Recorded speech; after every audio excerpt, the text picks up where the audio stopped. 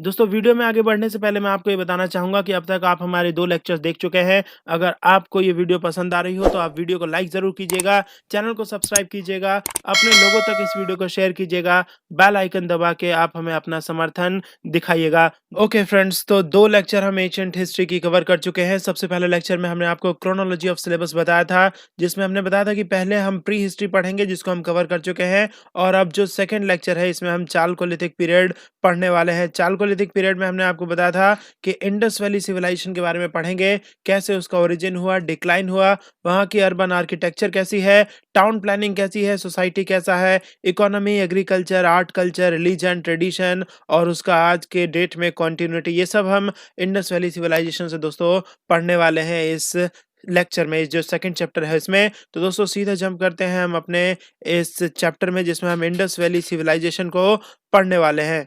Alright friends, सो Chalcolithic period, चालको यानी कि copper, lithic यानी कि स्टोन। तो दोस्तों इस पीरियड में आप देख सकते हैं कि जो वेपन, जो टूल्स होंगी वो कॉपर और स्टोन दोनों से मिल के बनी होंगी, और इस चालकोलिथिक पीरियड में जो मेन यूज है वो कॉपर पर है और एम्फेसिस रहेगा हड़प्पन कल्चर पर। लेकिन दोस्तों ऐसा नहीं है कि चालकोलिथिक पीरियड में सिर्फ हड़प्पन कल्चर ही रहा हो, यहाँ पर अदर कल्चर भी थे। आहार कल्चर राजस्थान में, वहीं पर कैथा कल्चर उज्जैन में, मालवा कल्चर नर्मदा में, जौरवे कल्चर, ये बहुत सारे कल्चर इस टाइम पर थे। इन सारे कल्चर को अगर देखा जाए तो इन कल्चर्स में लिमिटेड यूज था हमारा कॉपर का, और कोई सरप्लस प्रोडक्शन इस लिमिटेड यूज होने की वजह से नहीं हो सकता था। अगर सरप्लस प्रोडक्शन नहीं है तो ट्रेड नहीं होगा, और अगर ट्रेड नहीं होगा तो ये बहुत ही रिच सिविलाइजेशन नहीं था और इसमें ज़्यादा ग्रोथ भी नहीं हुआ। इसलिए दोस्तों, लेकिन यहाँ पर जो हड़प्पन कल्चर है उसी के लिए ये चालकोलिथिक पीरियड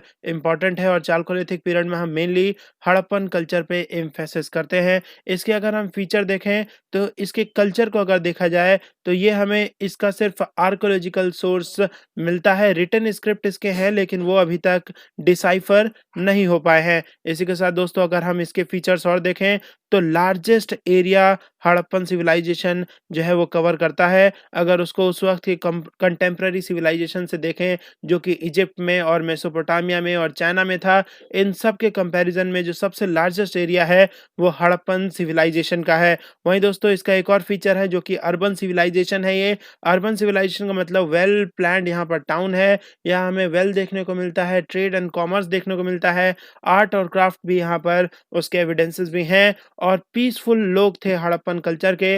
ये एक और फीचर है यहाँ पर। यहाँ हमें कोई आर्मर, कोई वेपन जैसा कुछ जहाँ पर संग्रह करके रखा गया हो, ऐसी कोई जगह हमें हड़प्पन कल्चर में नहीं मिलती है। उसके बाद अगर और हम फीचर देखें इसका तो they were aware of all metals. जो इंडस वैली सिविलाइजेशन के लोग थे वो लगभग सारे मेटल से वो लोग अवेयर थे, गोल्ड, सिल्वर, ब्रॉन्ज, कॉपर, लेकिन आयरन से वो लोग अवेयर नहीं थे। और आयरन ही एक ऐसा रीजन था जो उनके पास नहीं था, इसीलिए वो गंगा की दूसरी तरफ तक जंगल को काट के आगे नहीं आ पाए। जो हड़प्पन सिविलाइजेशन का जो ईस्ट डायरेक्शन में जो लिमिट है वो गंगा तक है। गंगा के आगे जाना उनके लिए मुश्किल हो गया क्योंकि उनके पास ऐसे टूल्स नहीं थे जिनसे वो जंगलों को काट के आगे बढ़ पाते। तो दोस्तों गोल्ड था उनके पास, सिल्वर था, ब्रॉन्ज था, कॉपर था, लेकिन आयरन नहीं था। वहीं अगर एक और फीचर देखा जाए इस सिविलाइजेशन का तो बहुत सारे गॉड की पूजा तो हुई लेकिन कोई टेम्पल इस पीरियड में हमें नहीं मिलता।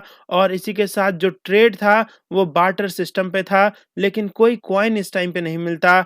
यूज ऑफ हॉर्स अगर ये देखा जाए इसमें तो ये बहुत ही कंट्रोवर्शियल इशू है। कई लोग कहते हैं कि हॉर्स इस समय में नहीं था, और कहीं कहीं हमें बोन्स मिली हैं जो कि हॉर्स के बोन्स जैसी हैं। तो दोस्तों हॉर्स इस समय था कि नहीं था वो कंट्रोवर्सी है, लेकिन यूपीएससी के पर्पज से नहीं था। उसके बाद दोस्तों हम बताएं यहाँ पर फर्स्ट डिस्कवर्ड इन 1920-21, जो हड़प्पन सिविलाइजेशन था उसकी सबसे पहले डिस्कवरी 1920-21 में हुई। और जो हड़प्पा है वो एक तरीके से एक एरिया है, और जो पूरे सिविलाइजेशन में और हड़प्पा में जो चीज़ें मिली हैं वो सिमिलर हैं, तो पूरे सिविलाइजेशन को हड़प्पन सिविलाइजेशन के नाम से जाना जाता है क्योंकि फर्स्ट साइट जो डिस्कवर हुआ था उसका नाम है हड़प्पा। इसी के साथ दोस्तों अगर हम इसमें और डिटेल में देखना चाहें तो हड़प्पा के बाद जो दूसरी इम्पोर्टेंट यहाँ पर हमें साइट मिली है वो मोहनजोदाड़ो, 1922 में, और उसके बाद दोस्तों 400 किलोमीटर ये दूर है हड़प्पा और मोहनजोदाड़ो, लेकिन मटेरियल जो यहाँ पर मिले हैं, जो गुड्स मिले हैं, वो ऑलमोस्ट सिमिलर हैं। और इससे ये पता लगता है कि हड़प्पा और मोहनजोदाड़ो दोनों सेम कल्चर से रहे होंगे। और इसी के साथ हम ये भी आपको बता रहे हैं कि इंडस सिस्टम के अलोंग में बहुत सारी साइट्स मिली हैं, और इन सारी साइट्स को अगर एक नाम में पिरो दिया जाए तो वो कहलाएगा इंडस वैली सिविलाइजेशन। और इसी के साथ दोस्तों आपको बता दें कि इंडस रिवर में बहुत सारी साइट्स मिले हैं। अगर लास्ट 1 सेंचुरी की बात की जाए तो 100 से ज़्यादा साइट नॉर्थ इंडिया में इंडस वैली सिविलाइजेशन के मिल चुके हैं। और ये सारी की सारी जो साइट्स हैं वो गंगा के वेस्ट में हैं। गंगा के ईस्ट में कोई साइट इंडस वैली सिविलाइजेशन का नहीं मिलता है। तो ये कहा जा सकता है कि आलमगीरपुर जो मेरठ में है, ये इंडस वैली सिविलाइजेशन का ईस्टर्न मोस्ट बाउंड्री है। और इम्पोर्टेंट एरिया उत्तर प्रदेश में है सिनौली बागपत, यहाँ पर आज भी खुदाई होती है। तो बहुत इम्पोर्टेंट और interesting features Indus valley civilisation के बारे में निकल के आते हैं। अगर western most boundary Indus valley civilisation की देखी जाए तो वो सुतककडोर होगा, और जो नॉर्थ मोस्ट जो बाउंड्री है वो जम्मू में मांडा, और साउथ मोस्ट बाउंड्री है दैमाबाद। तो दोस्तों इंडस वैली सिविलाइजेशन गंगा के इस तरफ, और नॉर्थ में मांडा, ईस्ट में आलमगीरपुर, और साउथ में दैमाबाद, और वेस्ट में पाकिस्तान का सुतककडोर। तो दोस्तों इसके बाद अगर हम आए तो they are far away from Indus, today we call it Harappan civilisation. दोस्तों इनको इंडस वैली सिविलाइजेशन भी ना कह के हड़प्पन सिविलाइजेशन कहना ज़्यादा सही रहेगा, क्योंकि इंडस से भी दूर है कुछ कुछ साइट्स जो इंडस वैली सिविलाइजेशन के साइट्स हैं, और इसीलिए आज हम इन्हें हड़प्पन सिविलाइजेशन कहते हैं, क्योंकि जो पहली साइट डिस्कवर हुई थी सिविलाइजेशन की वो हड़प्पा ही थी, और इसीलिए ये हड़प्पन सिविलाइजेशन है। अब दोस्तों इसकी अगर ओरिजिन पर हम फोकस करें तो ये इसकी ओरिजिन में एक बहुत इंटरेस्टिंग बात है कि जब अंग्रेज हमारे देश में आए थे, जो अंग्रेज ये कहते थे व्हाइट मैन सुप्रीमेसी का आइडिया लेके आए थे, जो ये कहते थे कि जीसस ने हमें पूरे वर्ल्ड को सिविलाइज करने के लिए भेजा है। उन्होंने जब इंडिया में हड़प्पा की खोज की, जब उनको हड़प्पन सिविलाइजेशन दिखा तो वो दंग रह गए कि इतनी हाई लेवल की सोसाइटी इंडिया में कैसे हो सकती है। तो उन्होंने अपना व्हाइट मैन सुप्रीमेसी को प्रूव करने के लिए और ये दिखाने के लिए कि ये काले लोग हमेशा अंग्रेजों के गुलाम रहेंगे, इतनी हाई लेवल सोसाइटी यहाँ पर नहीं हो सकती। तो अंग्रेज ये मानने को तैयार नहीं थे कि इतनी हाई लेवल की सोसाइटी इंडियन की है। तो उन्होंने कहा कि ये मेसोपोटामियन सिटी, ये मेसोपोटामिया से इसको कॉपी किया गया होगा, और वहीं के लोगों ने इस तरीके की हाई लेवल सोसाइटी को डेवलप किया होगा। लेकिन उसके बाद हमारे जो अपने हिस्टोरियन थे उन्होंने मेहनत की, उन्होंने मेसोपोटामिया के कल्चर को समझा और कुछ ऐसे डिफरेंसेस लेके आए, जिसके बाद डंके की चोट पे ये कहा जाने लगा कि जो हड़प्पन सिविलाइजेशन है वो पूरा का पूरा इंडिजिनस है, और वो पूरा का पूरा भारत का ही है, उसमें मेसोपोटामिया से कुछ लिया हुआ नहीं है। तो दोस्तों मेसोपोटामिया का कल्चर पढ़ना इसीलिए हमारे हिस्टोरियन के लिए इम्पोर्टेंट हो गया, क्योंकि अंग्रेज़ों को ये बताना था कि ये हाई लेवल सोसाइटी हमारी अपनी है, हम तब से सिविलाइज्ड थे और आज भी सिविलाइज्ड हैं। तो किसी व्हाइट मैन सुप्रीमेसी को थ्योरी को काटने के लिए ये बहुत ज़रूरी था कि मेसोपोटामियन कल्चर को पढ़ा जाए और ये बताया जाए कि मेसोपोटामिया की जो कल्चर है वो इंडस वैली सिविलाइजेशन के कल्चर से डिफरेंट है। इंडस वैली सिविलाइजेशन का कल्चर हमारा इंडिजिनस है। तो दोस्तों कैसे डिफरेंट है? जो ड्रेनेज सिस्टम है मेसोपोटामिया का और इंडस वैली सिविलाइजेशन का, ये दोनों डिफरेंट है। हड़प्पन स्क्रिप्ट जो है वो आज तक डिसाइफर नहीं हो पाई है, लेकिन मेसोपोटामिया का जो स्क्रिप्ट है वो डिसाइफर हो चुका है। और इसी के साथ मेसोपोटामिया में कोई वेल प्लान टाउन नहीं है, लेकिन यहाँ पर मोहनजोदाड़ो और हड़प्पा में वेल प्लान टाउन का बेहतरीन एग्जाम्पल देखने को मिलता है। और इसी के साथ अगर यहाँ के लोग सेम होते तो कुछ ना कुछ तो हड़प्पा में और मेसोपोटामिया में सेम होता, इंडस वैली सिविलाइजेशन में और मेसोपोटामियन सिविलाइजेशन में सेम होता। इसी के साथ दोस्तों मेसोपोटामिया के जो लोग थे वो लोग पीसफुल नहीं थे, लेकिन हड़प्पन सिविलाइजेशन के लोग पीसफुल थे। मेसोपोटामिया में टेम्पल देखने को मिलता है, हड़प्पन सिविलाइजेशन में टेम्पल देखने को नहीं मिलता, लेकिन रिलीजियस ट्रेडिशन जरूर थी बट टेम्पल देखने को नहीं मिलता है। तो दोस्तों ये 5 स्ट्राइकिंग फीचर्स हैं जो हड़प्पन सिविलाइजेशन को और मेसोपोटामिया के सिविलाइजेशन को अलग-अलग करते हैं, जिससे ये कहा जा सकता है कि जो इंडस वैली सिविलाइजेशन है वो अपना इंडिजिनस सिविलाइजेशन है। और ये डेवलप कैसे हुआ, अगर इसको हम देखें तो ये कहा जाएगा कि ये all of the sudden develop नहीं हुआ, ये ग्रेजुअल डेवलपमेंट डेवलपमेंट हुआ, gradual progress of early civilisation होते-होते हम इतने हाई लेवल सोसाइटी तक पहुँचे। तो दोस्तों हमने शुरुआत की थी पैलेयोलिथिक पीरियड से, उसके बाद हम मेसोलिथिक में आए, नियोलिथिक में आते-आते हमारे पास फार्मिंग का एक हमने फार्मिंग यहाँ पर शुरू कर दिया था, तो हमारे पास गुड क्वालिटी फूड आने लगा।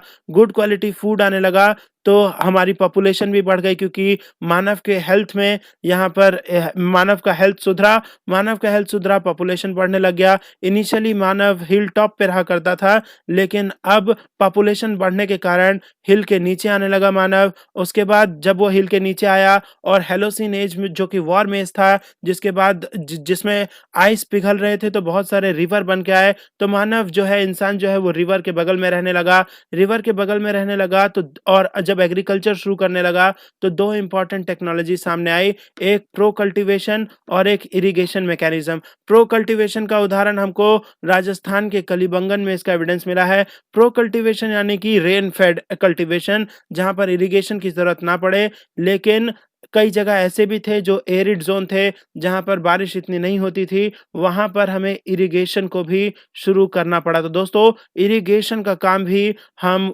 इंडस वैली सिविलाइजेशन में शुरू कर चुके थे। जो हड़प्पन जो सिविलाइजेशन है, वो लो रेनफॉल एरिया में आते थे। अगर हाई रेनफॉल एरिया में होते तो जंगल इतने घने होते कि कॉपर के टूल से हम उन जंगल को काट के सिविलाइजेशन नहीं बसा पाते। तो लो रेनफॉल एरिया में हड़प्पन सिविलाइजेशन के ज़्यादातर साइट आते हैं। तो लो रेनफॉल एरिया में आपको इरिगेशन मेथड की ज़रूरत पड़ेगी, और इरिगेशन मेथड के लिए जो हड़प्पन सिविलाइजेशन के लोग थे, वो गबरबंद का इस्तेमाल करते थे। गबरबंद में कुछ नहीं होता था दोस्तों, वाटर के फ्लो को रोक के उसको अपने हिसाब से डाइवर्ट करके और रिजर्वायर में कलेक्ट किया जाता था, ताकि उस रिजर्वायर से पानी को यूज करके चैनल के थ्रू फार्म फील्ड में ले जाके इरिगेशन किया जा सके। इसका जो एविडेंस है वो ढोलावीरा में देखने को मिलता है।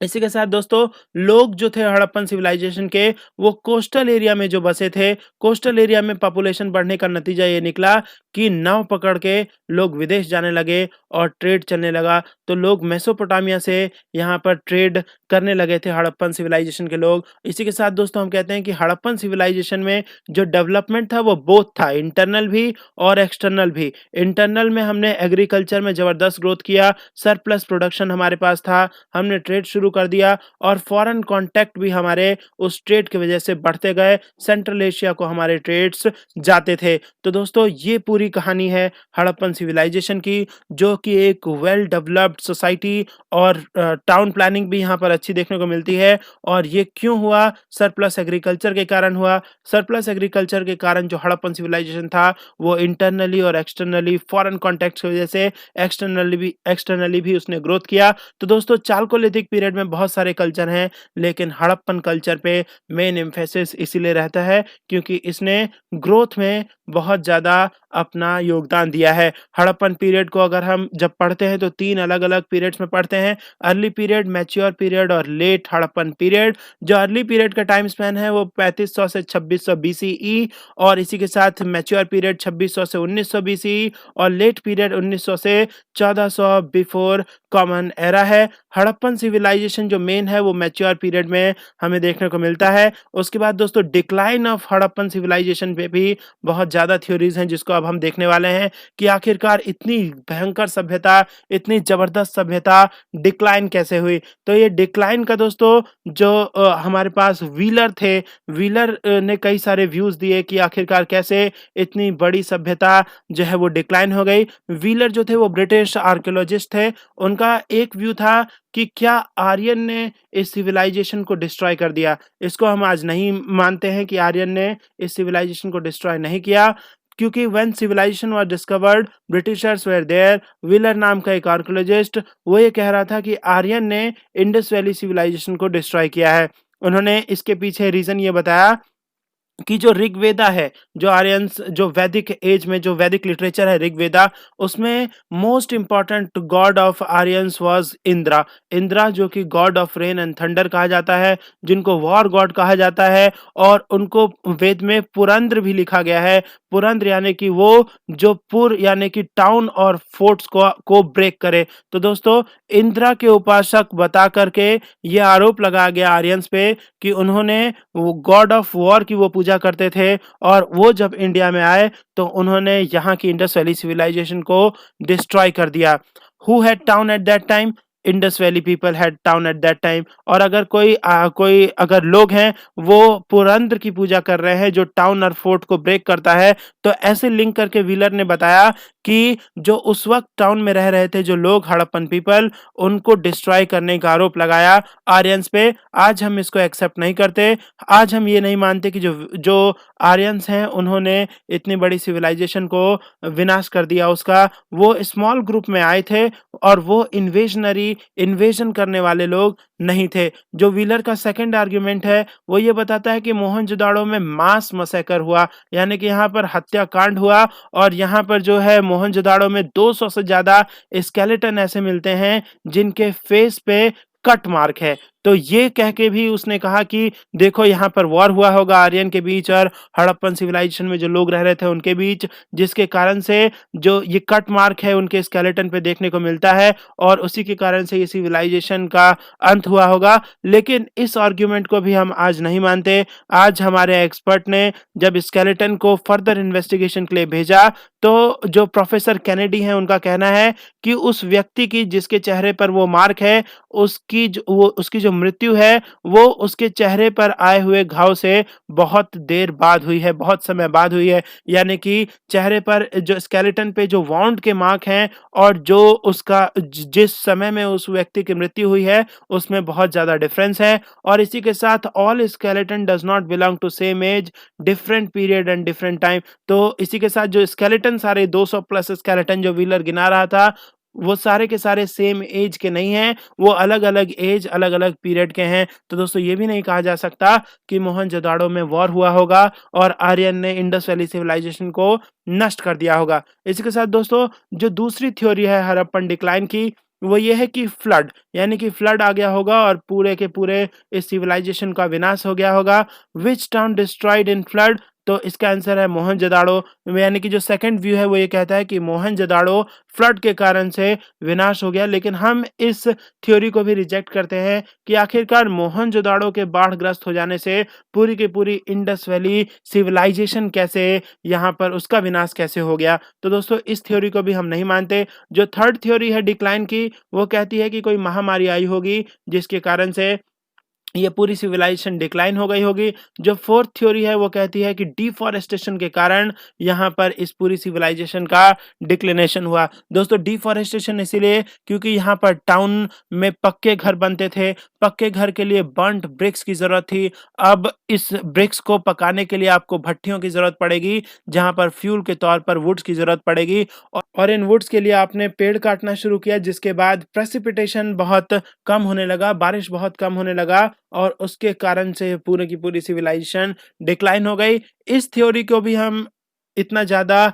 इसको भी एक्सेप्ट नहीं करते हैं। जो पांचवी थ्योरी है वो है टेक्टोनिक फैक्टर की कि बहुत ज़्यादा अर्थक्वेक आया होगा, बहुत ज़्यादा इंटेंसिटी का, जिसके कारण जो नदियां हैं उन्होंने अपना रास्ता बदल लिया होगा और सरस्वती नदी भी ड्राई अप हो गई थी। दोस्तों सरस्वती नदी जैसे ड्राई अप हुआ तो सरस्वती के नदी के जो अगल बगल टाउन थे वो भी इवेंचुअली डिस्ट्रॉय हो गए। सरस्वती नदी में हम आपको बताना चाहेंगे कि सरस्वती नदी में दो रिवर आते थे, सतलुज और यमुना। लेकिन टेक्टोनिक फैक्टर की वजह से जो यहाँ पर अर्थक्वेक आया होगा उस हाई इंटेंसिटी अर्थक्वेक की वजह से ये कहा जा रहा है कि सतलुज ने अपना रास्ता बदल के इंडस सिस्टम में मिल गई और गंगा ने अपना रास्ता बदल के यहाँ पर यमुना ने यहाँ पर अपना रास्ता बदल के वो गंगा में मिल गई, जिसके कारण से सरस्वती नदी पूरी तरह से ड्राई अप हो गया और इसके आसपास जो सिविलाइजेशन थी वो भी पूरी तरह से नष्ट हो गई। तो दोस्तों जो घग्गर सरस्वती है आज वो पहले सरस्वती नदी थी जिसका ओरिजिनेशन शिवालिक हिल से था। शिवालिक हिल कोई स्नोई माउंटेन नहीं है कि आइस पिघल के वो नदी निकल रही हो। इस नदी को दो नदियां फीड करती थी वो सतलुज और यमुना थी, लेकिन टेक्टोनिक फैक्टर की वजह से इन दोनों ने अपना रास्ता बदला और उसके कारण से ये पूरे के पूरी जो सभ्यता थी जो सरस्वती नदी के किनारे थी वो नष्ट हो गई होगी। इस थ्योरी को बहुत दिनों तक एक्सेप्ट किया जाता रहा, लेकिन जो छठी थ्योरी आई कैम्ब्रिज और जर्मन स्कॉलर द्वारा, उसने ये बताया कि 2000 बीसी पहले यहाँ पर इन्वायरमेंट में चेंज आया। पूरा का पूरा साउथ एशिया जो है वो 200 साल के सूखे से जूझ रहा था और इस सूखे का जो नतीजा था वो ये कि कोई मानसून नहीं था। सारी रिवर जो है रिवर वाटर डिक्लाइन हो गई और ज़्यादातर नदियाँ यहाँ पर सूख गई। ये एक नई थ्योरी है जो आज ज़्यादातर इसको एक्सेप्ट किया जाता है कि जो क्लाइमेट चेंज था, ये जो चेंज इन एनवायरनमेंट था, जो साउथ एशिया पूरा फेस कर रहा था, इसके वजह से भी ये सिविलाइजेशन नष्ट हुई होगी और इसी की वजह से जो आर्यंस थे वो भी आए ग्रासलैंड की खोज में। उन्होंने भारत के अंदर वो आए और उसके बाद ये कहा जाने लगा कि आर्यन ने ही डिस्ट्रॉय किया है, लेकिन इस थ्योरी को हम डिस्कार्ड करते हैं। लेकिन ये जो एनवायरनमेंट में चेंज वाली थ्योरी है जिसने ये बताया कि 200 साल तक सूखा रहा और उससे सारी नदियां सूख गई, ये नई थ्योरी है और ये ज़्यादातर एक्सेप्टेबल थ्योरी भी है। Any river becomes mighty when there will be many subsidiary, लेकिन इस समय में नदियां ही सूख रही थी तो नदी पर जो आश्रित लोग हैं उनका नष्ट होना भी तय है। This period Aryan were coming to India, they were nomadic people, वो चरवाहे थे। They came to India because of drought in South Asia, South Asia में पूरे साउथ एशिया में 200 साल का सूखा था तो वो ग्रासलैंड की खोज करते करते भारत में आ गए। अब ये सवाल उठता है कि क्या अर्थक्वेक नदियों का रास्ता बदल सकता है? तो ये बहुत ही सिंपल सवाल है कि बिल्कुल हाँ, बदल सकता है। अर्थक्वेक पूरे माउंटेन को डिस्ट्रॉय कर सकता है, तो नदियों के रास्ते को भी बदल सकता है। अब हड़प्पन सिविलाइजेशन अचानक से डिक्लाइन नहीं हुआ, धीरे-धीरे डिक्लाइन हुआ। डिक्लाइन का मतलब ये नहीं होता कि पूरी की पूरे मतलब पूरी सभ्यता में जितने लोग हैं वो सारे मर गए होंगे। यहाँ पर दोस्तों ट्रेडिशन कंटिन्यूड रहता है। जो लोकल ट्रेडिशन था वो आज भी हड़प्पन सिविलाइजेशन का कई सारे लोकल ट्रेडिशन कंटिन्यूड हैं और धीरे-धीरे इन सभ्यता को जो हो सकता है एनवायरनमेंट के चेंज के रीज़न से या फिर टेक्टोनिक फैक्टर की वजह से इन सारी चीज़ों ने अपना थोड़ा-थोड़ा कंट्रीब्यूशन दिया होगा कि ये जो सभ्यता है वो डिक्लाइन हो गई। दोस्तों आज के लेक्चर में इतना ही। नेक्स्ट लेक्चर में हम टाउन आर्किटेक्चर ऑफ हड़प्पा के बारे में पढ़ेंगे। धन्यवाद दोस्तों, जल्द मिलेंगे अगले लेक्चर में।